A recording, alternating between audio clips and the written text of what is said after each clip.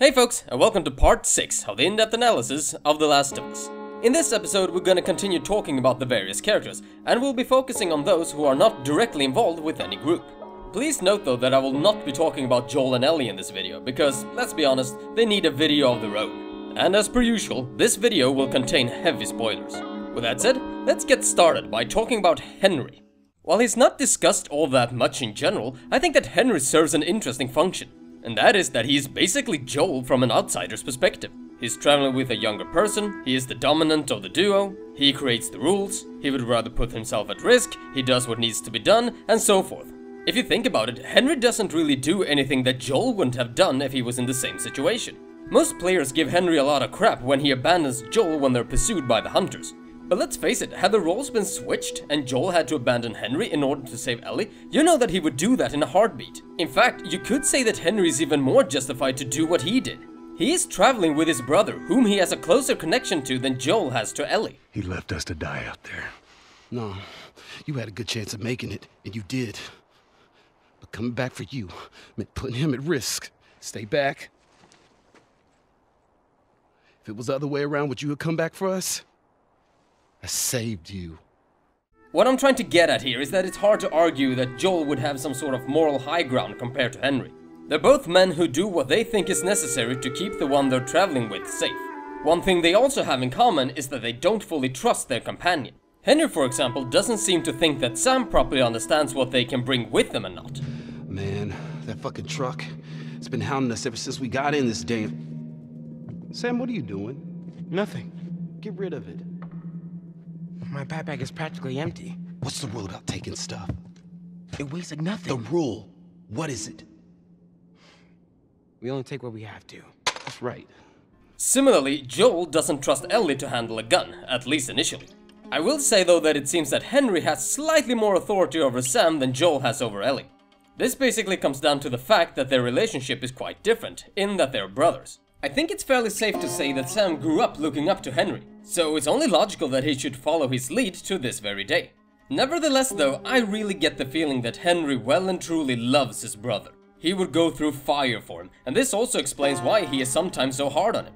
He just wants to keep him safe, and like Joel, he gets angry and frustrated when he is concerned. This is why Sam's demise is so damn heartbreaking. During the scene in which both brothers perish, you can almost hear aloud Henry's thought process. When he sees Sam infected, he panics, trying to figure out a way to solve this that doesn't involve shooting him.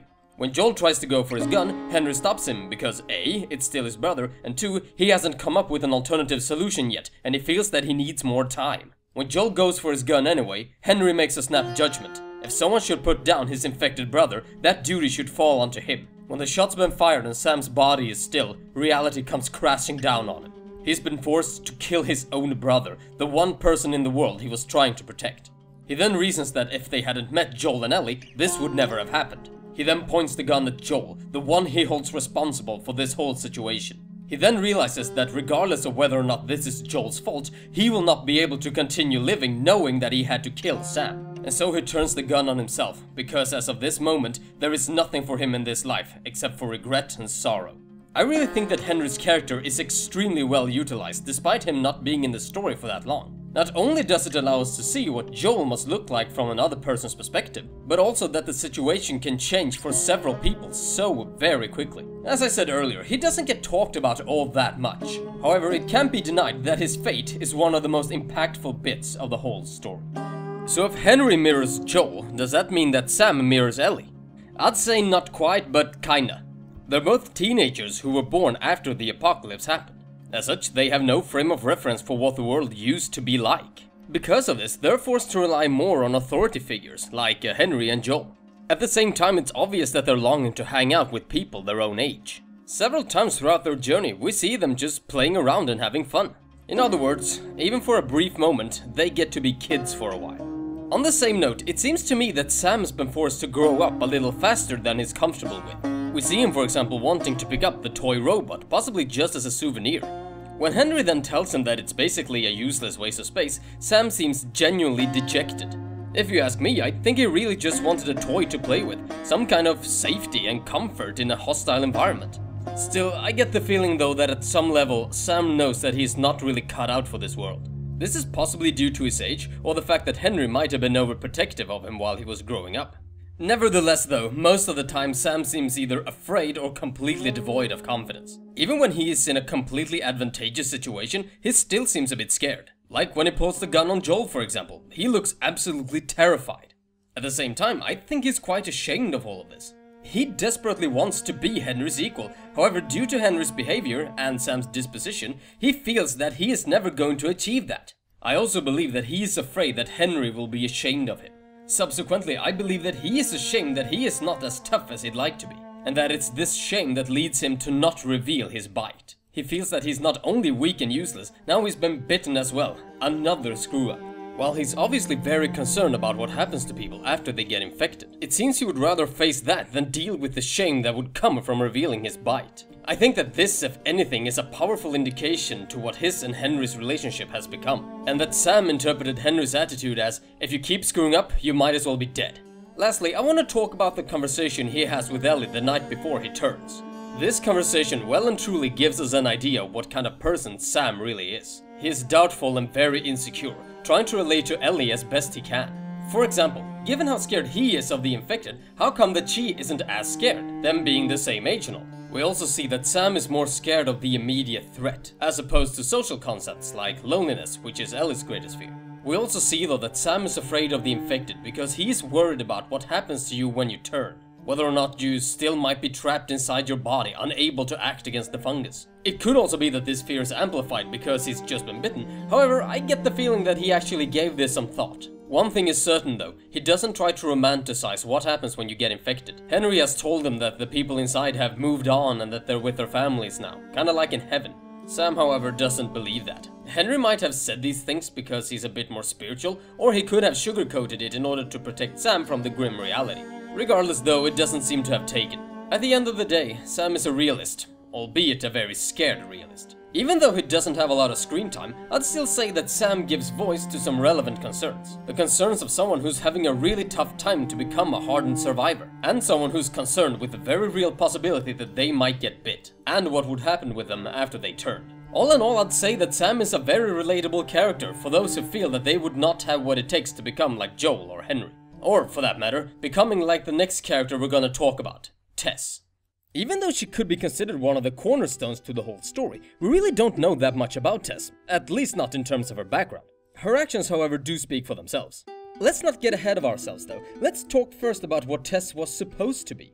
Tess was originally planned to be one of the game's main antagonists. She would be abandoned by Joel early on and then spend the rest of the game pursuing him in order to seek vengeance. She would eventually catch up to him, capture him, and then torture him. Ellie would then come in and kill her, which would make Tess Ellie's first kill.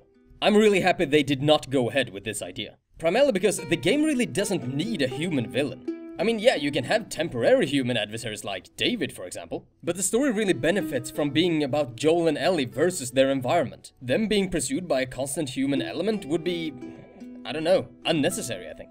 If you want more information on this scrap plotline, I'm gonna link you the speech by Neil Druckmann again, where he goes into greater detail on the subject. My thoughts though is that Tess works better in her current role than the one they had originally planned for her.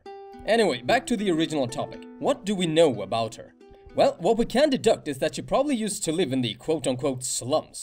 We can draw this conclusion by listening to the dialogue when her and Joel pass through the area early on in the game. She seems to know quite a few people, even calling some of them by their first names, as well as referring to one of them as an old headache. Where do you think you're going? Blake, sit back down. Oh, sorry, Tess. Didn't realize you two were together. Go ahead. Who's that? No headache. Don't ask. Somewhere along the line though, she and Joel started hanging out and started working as smugglers. It's also implied that the two may have, or at least have had, some kind of romantic relationship. Ain't been out here in a while. It's like we're on a date. Well, I am the romantic type. You got your ways. If they are still involved, then it's not that outspoken. As I said earlier, while Tess is very ruthless, she also projects a whole lot more emotion than Joel does. For example, while she is very cynical about the whole Firefly situation, she also shows a lot of concern for Marlene. I think what really sets her apart from Joel though is her cautious optimism. When Ellie reveals Marlene's plan about the vaccine, Tess' first reaction is not to scoff at it, but rather to ask Joel, what if? Similarly, when Ellie expresses her concern about Marlene, Tess reassures her that she'll be fine. I think at this point in her life, all the things that Tess has done in the name of survival is starting to catch up with her. She seems to have some sort of moment of clarity after they arrive at the Capitol building, telling Joel that they're shitty people, that they have done terrible, terrible things. While Joel denies this by saying that they're survivors, Tess doesn't seem particularly convinced. At this point, it seems that the one thing she's looking for is some kind of redemption. She wants to find something to make up for the horrible things that she has done, and getting Ellie safely to the Fireflies would be just that. This sudden display of vulnerability is quite the contrast to how she presented herself as she was killing Robert. I think she's panicking because she knows her life is coming to an end, however she still has very deep regrets about the things she has done. This is why she is so desperate to try to get Joel to take Ellie to the Fireflies, even going as far as to emotionally blackmail him. At the same time, she doesn't seem to be blaming anyone else but herself for her fate. As she puts it, Our luck had to run out sooner or later. Oops, right? she doesn't seem to want a long drawn-out goodbye either. She just wants to make her last stand, knowing that Joel and Ellie got away. In the end, she plays her part in getting Ellie to the Fireflies, although I dare say that she probably would have some issues with Joel's actions in the final chapter. I've mentioned before that I don't think that Tess is in the story long enough. And while I still stand by that, I can also see why they killed her off when they did. Her dying is a great way to raise the stakes, as well as putting one more death on the conscience of both Joel and Ellie, giving them a closer connection. However, like with Maria, I would have loved to hear more about her backstory. What she did before the outbreak, how she met Joel, how she became a smuggler, anything really. Thankfully though, her lack of backstory doesn't prevent her from playing her part. Unlike Maria, she has a very active part in the story, giving me an idea of what kind of person she is through her actions alone. And I think that's what puts her beyond being just a plot device that raises the stakes. She's fleshed out to become a three-dimensional character, even though she doesn't have that much time in the spotlight. Again, I would have preferred if she could have stuck around a bit longer, but for what we got, I'm really happy. And like with Henry, her fate is one that sticks with you throughout the entire game, making her yet another very well-utilized character. And finally, let's talk about everybody's favorite borderline crazy badass, Bill. Upon replaying the game, I realized that Bill is actually brought up way earlier than I remember. Some fresh air. That's the one thing I love about the outside. Fucking hate the smell of the city. Why don't you ask Bill to get you some of them air fresheners? Hey, if they weren't expired, that'd be a good idea. Even though this isn't much, it still gives us a rough idea of what Bill does. He's kind of a go-to guy when you need something. When something out of the ordinary is needed, like air fresheners in this case, it seems that Joel's first thought is always Bill. And this thought process persists. Later in the game, when Joel needs to find a car, Bill seems to be his first stop. Now, about Bill himself, he's actually an interesting contrast to the mindset of many other characters. Where everybody else tries to find someone to hold on to, Bill prefers to work alone. In that respect, he's kind of a post-apocalyptic hermit of sorts. He doesn't want to work with anyone if he can avoid it.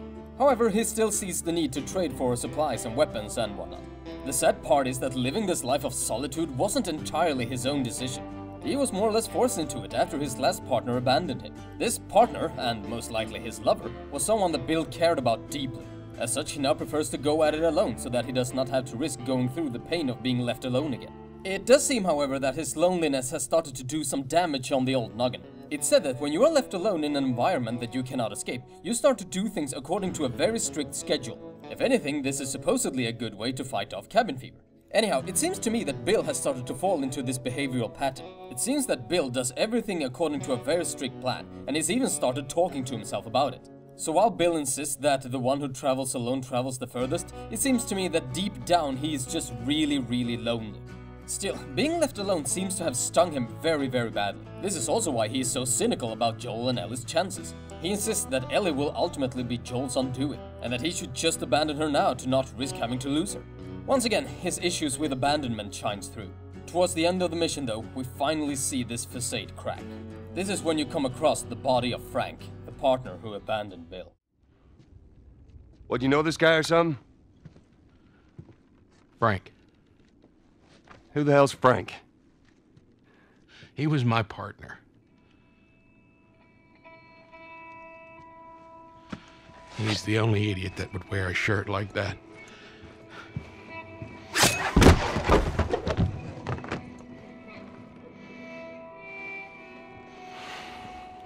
He's got bites. Here. And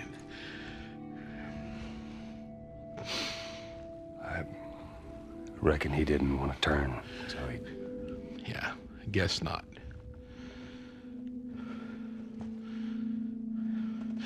Well, fuck him. If you look around the house, you can also find a note from Frank to Bill. It says the following. Well, Bill, I doubt you'd ever find this note because you were too scared to ever make it to this part of town. But if for some reason you did, I want you to know I hated your guts. I grew tired of this shitty town and of your set-in-your-ways attitude. I wanted more from life than this, and you could never get that. And that stupid battery you kept moaning about, I got it. But I guess you were right. Trying to leave this town will kill me. Still better than spending another day with you. Good luck, Frank. After you find it, you can give this note to Bill. Bill, I found this in there, and I figured you should have it. So that's how you feel. Well, fuck you too, Frank. Fucking idiot. You ready to go? I get the feeling that Bill deeply regrets how he treated Frank, and that he is in general very regretful about how their relationship ended. At the same time, I think that he feels quite deserted and, well, betrayed. I think that if anything, this will only reinforce the notion in him that being with a partner will only get you hurt, both physically and mentally. Still, for all his cynicism, Bill is a very helpful man. And as I said earlier, I think that he too realizes the value of interacting with people every now and then, if nothing else to get the supplies you need. At the end of the day though, Bill is a very memorable character, and incidentally one of few characters that Joel and Ellie encounter who actually survive.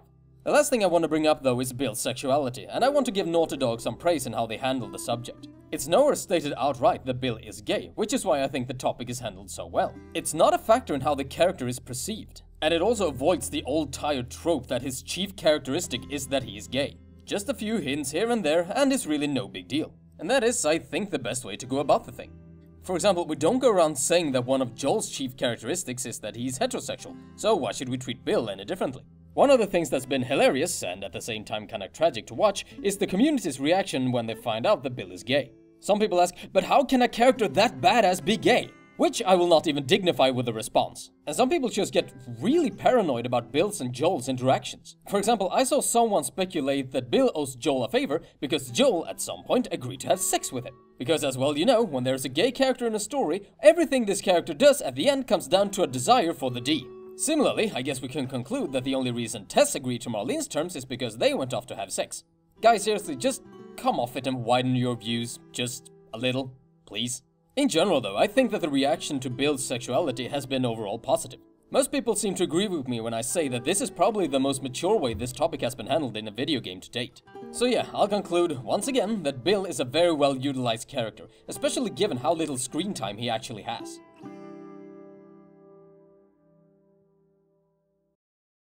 And that's gonna conclude this particular video. Thank you ever so much for watching, I hope you enjoyed it, and if you did, then you're always welcome to leave a thumbs up. And if you enjoy the kind of videos I'm making, then you can always subscribe. Finally, a quick apology for the lack of videos lately. As some of you might have read on Twitter, I went through a pretty messy breakup lately, and I wasn't really in the mood to make videos after that. However, I'm trying to schedule my work a bit more carefully now, so hopefully that means that productivity is gonna go up. If you want to keep up to date with what I'm doing and how the next video is coming along, then I recommend you follow me on Twitter. Anyhow, that's gonna do it for now, folks. Take care, and I hope to catch you later.